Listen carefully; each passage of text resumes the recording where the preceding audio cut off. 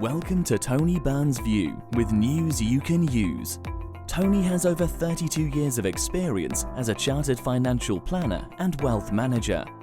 Tony's passion is to help you retire early and live the life of your dreams with no financial worries. Now to today's episode.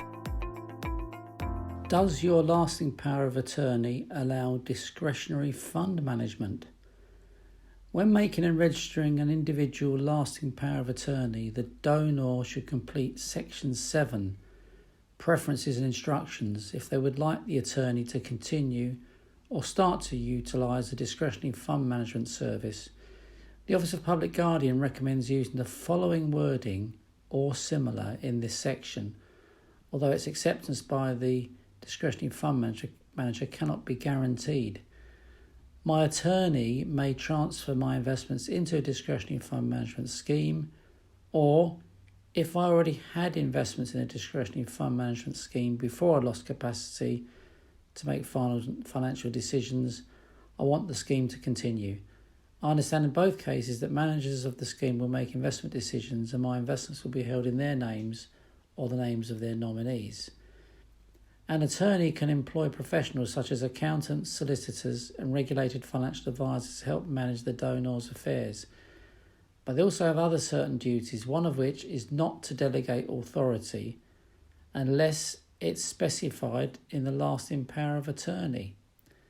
Concerns were raised around 2015/16 about the involvement of discretionary fund managers, as these may take financial decisions on a regular and sometimes daily basis without the need to involve the attorney. This is seen as the attorney delegating their authority and therefore requires a special wording in the Preferences and Instructions section of the application. However, in practice, is a discretionary fund management clause strictly required? Well, the answer appears to be it depends. We've never had a lasting power of attorney rejected for a discretionary fund management service provided by a wrap platform, though in theory it could be rejected.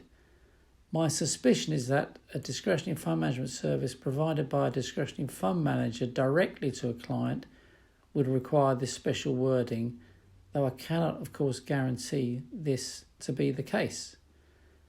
So what should you do if you have a lasting power of attorney that doesn't contain the correct discretionary fund management wording?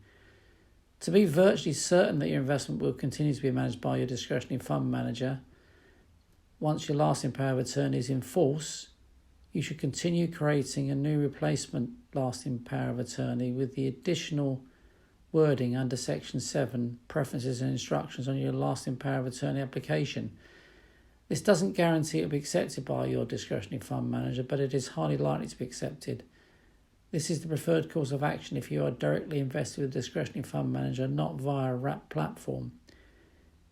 If you are invested in a discretionary fund manager service through a wrap platform, it is likely that a lasting power of attorney without the additional wording will suffice, but to be sure, you should ask the wrap provider via your independent financial advisor if the wording of your existing lasting power of attorney without reference to discretionary fund management is acceptable. If it is acceptable, then no further action is required. If not, then you should arrange a new lasting power of attorney with the discretionary fund manager wording included. If you decide not to arrange a new lasting power of attorney, what will happen to the donor's investment? If the investment is with a wrap platform, the provider will probably allow the attorney to leave the investment where it is, but no longer allow it to be managed as a discretionary fund management service. If it is for direct investment with a discretionary fund manager, then potentially the investment could be encashed and the money returned to the donor for the attorney to reinvest on their behalf. If you, as the attorney, are not happy with the result, then you could take your cause to the Office of Public Guardian and request the outcome the donor would have wanted. Unfortunately, there's no simple solution, so each case needs to be judged on its merits. As long as the donor, if of sound mind, and the attorney have discussed the situation, obtained advice, and made a decision that is in the donor's best interest, then it is highly likely, though not guaranteed, that everything will work out for the best. You know it makes sense.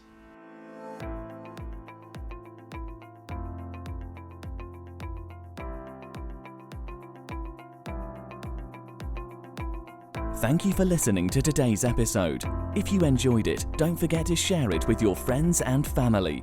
For more information, head to www.wealthandtax.co.uk.